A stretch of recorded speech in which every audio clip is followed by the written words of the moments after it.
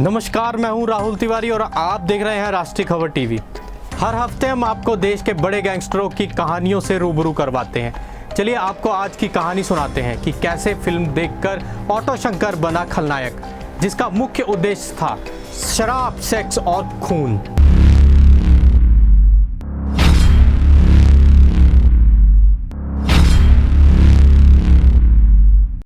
गौरी शंकर, लेकिन लोग उसे ऑटो शंकर के नाम से बुलाते थे। शायद वो ऑटो चलाता था, इसलिए उसके ऊपर 9 से ज्यादा हत्याओं का आरोप था। पहले वो लड़कियों का अपहरण करता था, उसके बाद जबरन शारीरिक संबंध बनाता और फिर उन्हें अपने ही साथियों को बेच देता था।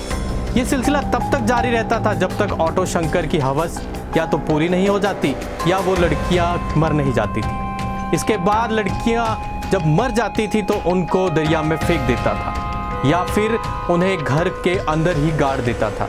इन्हीं हत्याओं से ऑटो शंकर को 1990 के दशक का चेन्नई का कुख्यात सीरियल किलर बना दिया था।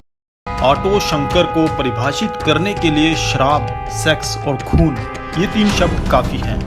ऑटो शंकर, जिसने मात्र 6 महीनों में मद्रास की सड़कों को नर्क में बदल कर रख दिया। जी हाँ, मद्रास में समंदर के किनारे बसे एक शांत गांव का खूंखार बाशिंदा एक लोकल गुंडे से सीरियल किलर में तब्दील हो गया। गौरी शंकर 1955 में वेल्लोर, तमिलनाडु में पैदा हुआ। उस वक्त जब वहां से लोग काम धंधे के चक्कर में मद्रास चले जाते थे। मद्रास सपनों का शहर हुआ करता था और दक्षिणी यूथ और मिडिल क्लास को काफी भाया भी करता था। शंकर मद्रास पहुंच गया क्योंकि उसे ऐसा लगता था कि मद्रास उसके लिए ही बना है। फिल्मों का शौकीन, पेंटिंग और डांस में रुचि रखने वाला शंकर मद्रास में खुद को देख रहा था। कॉलीवुड शंकर का पहला प्यार था और मद्रास कॉलीवुड का सेंटर था। पेरियार नगर में पेंटर का काम लेकर वो वहीं बस गया। उस वक्त मद्रास वर्तमान से आधा ही बसा था। आज हम जिस जगह को तिरुवनमयूर के नाम से जानते हैं, वो उस जमाने में एक ऐसा सूना पड़ा मछली पकड़ने का अड्डा था। वहाँ अगर कोई दिखता था तो बस मछुआरे।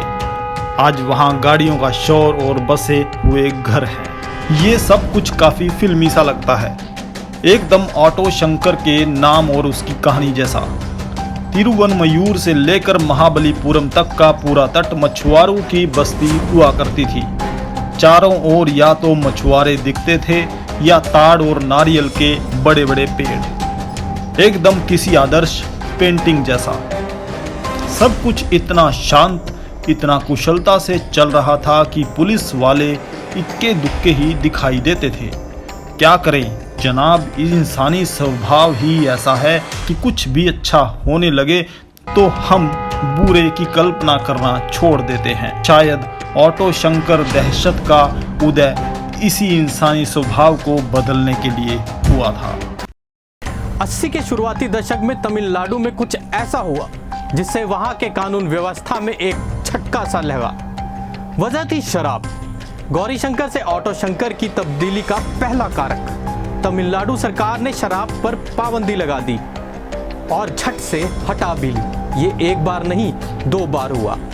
यहीं से शंकर ने गैर कानूनी दुनिया में कदम रखा।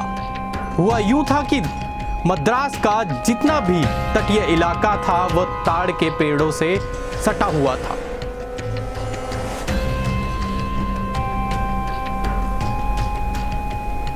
पता लगाना मुश्किल था कि रेत ज्यादा है या ताड़ी। साथ ही वो जगह इतनी सुनसान और आम पहुंच से दूर थी कि लोकल शराब बनाने के लिए वो सबसे महफूज जगह थी। थोड़ा रिस्क जरूर था, लेकिन पैसा भी बहुत था। इसी वक्त शंकर ने पेंटिंग बनाना छोड़कर ऑटो चलाना शुरू कर दिया था। वक्त को ध्यान में रखा जाए तो 80 के शुरुआती दशक था। गैर कानूनी शराब को लाने ले जाने के लिए ऑटो का इस्तेमाल किया जाता था, क्योंकि ये गाड़ियां शहर के बाहर से अंदर तक बड़ी ही आसानी से आ जा सकती थी। साथ ही शहर के लोगों को इसके इस्तेमाल की आदत भी पड़ चुकी थी। यही वक्त था जब धीरे धीरे गौरी शंकर ने शराब के जो कारोबार था उसके अंदर पैर रखना शुरू कर दिया था। शहर में शराब की आवाजाही से उसे तगड़ा मुनाफा होने लगा था।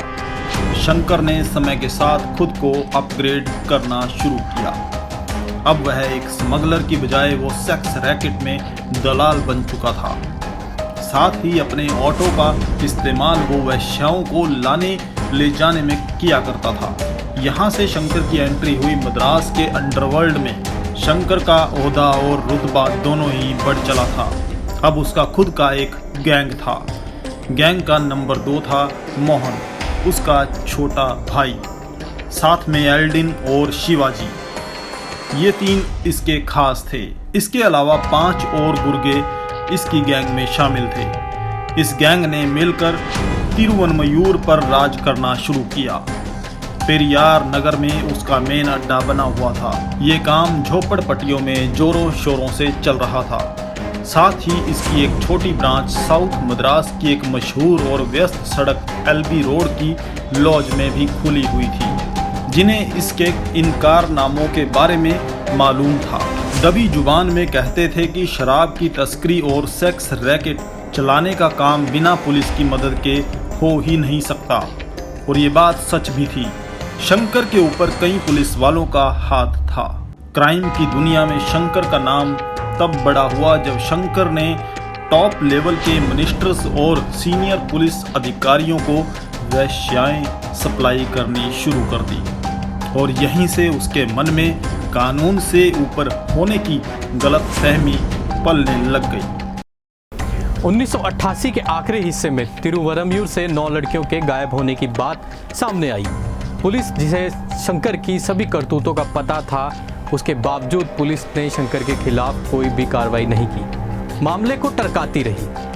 उनका कहना था कि सभी लड़कियां सेक्स रैकेट में काम करने लगी हैं और अपनी मर्जी से घर से भाग कर आई हैं। लेकिन जब लड़कियों के घर वालों ने इस आरोप को लगातार नकारते हुए पुलिस के ऊपर दबाव डाला तो पुलिस को झक मारते हुए तफ्तीश करनी पड़ी। उसके बावजूद उन लड़कियों के बारे में कुछ भी पता नहीं चल पाया। शंकर के सेक्स रैकेट में एक लड़की थी, ललिता। जब उसे ललिता के भागने के बारे में पता चला तो वो पागलों की तरह उसे ढूंढने में लग गया। उसका पता चलते ही शंकर उस तक पहुंच गया। उसे और उसके प्रेमी को पेरियर नगर वापस ले आया। वहां उसने ललिता को पीट पीट कर मार डाला और उसके प्रेमी को शंकर ने आग से लगाकर जिंदा भून दिया। उसकी जली लाश को उसने समुद्र में फेंक दिया। ललिता की लाश 1.5 साल बाद मिली। उधर एलबी रोड पर मौजूद उसके सेक्स रैकेट के दूसरे अड्डे पर एक दिन एक घटना घटित हुई। वहां 3 लड़कों ने एक वेश्या को जबरदस्ती उस लॉज से बाहर ले जाने की कोशिश की। शंकर वहीं मौजूद था और वो उन लड़कों से भिड़ गया और उसने लड़कों को पीट पीट कर मार डाला और लड़कों की लाशें ठिकाने लगा दी। इसके बाद दिसंबर 1988 शराब की एक दुकान के पास से गुजरती लड़की को अगवा करने की कोशिश की गई, लेकिन किसी तरह लड़की बच निकली और पुलिस तक पहुंची। पुलिस इस बढ़ती गुंडागर्दी से तंग आ चुकी थी। पुलिस के कुछ अफसर अंडरकवर होकर काम करने लगे। वो शराब की दुकान में पहुंचे जहां लड़की को अगवा करने की कोशिश की गई थी। वहां पहली बार उनके सामने ये नाम आया, ऑटो शंकर। ऑटो शंकर यानी वो आदमी जिसे सभी डरते थे। वो निर्दयता की हद से भी क्रूर था। पुलिस को जो बताया गया उसके मुताबिक इस ऑटो शंकर को आदमियों को जलाकर समुद्र में फेंकना बेहद पसंद था। अगली सुबह पुलिस ने गौरी शंकर यानी ऑटो शंकर को गिरफ्तार कर लिया।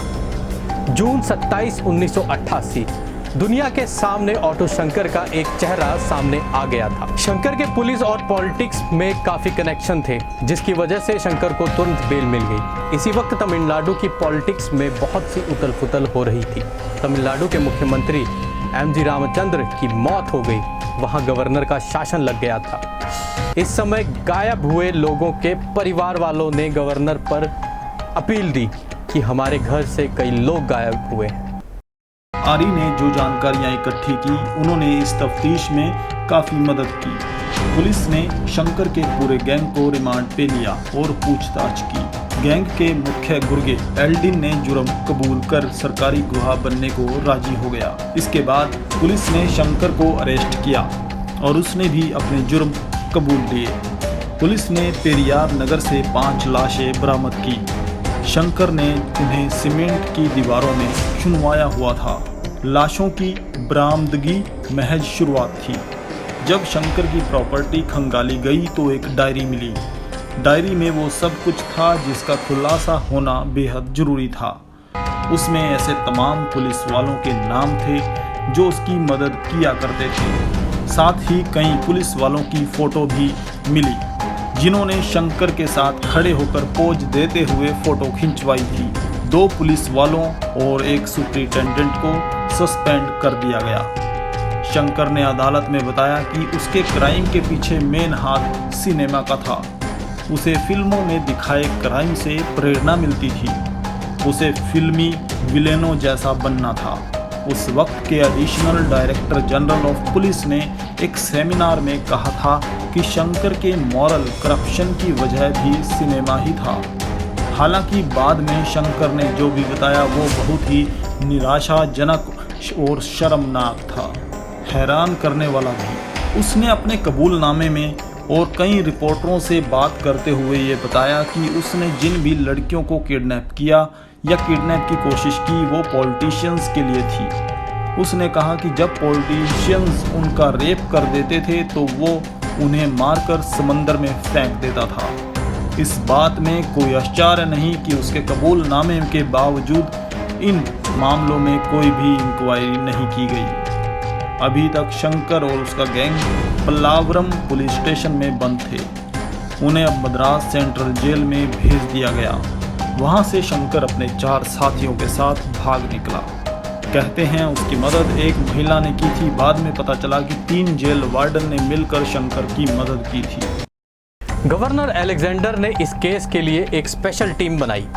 आरी नाम का एक पुलिस ऑफिसर इस केस में स्पेशल तैनात किया गया क्योंकि वो शंकर को पर्सनली जानता था और उसकी आदतों से भी वाकिफ था।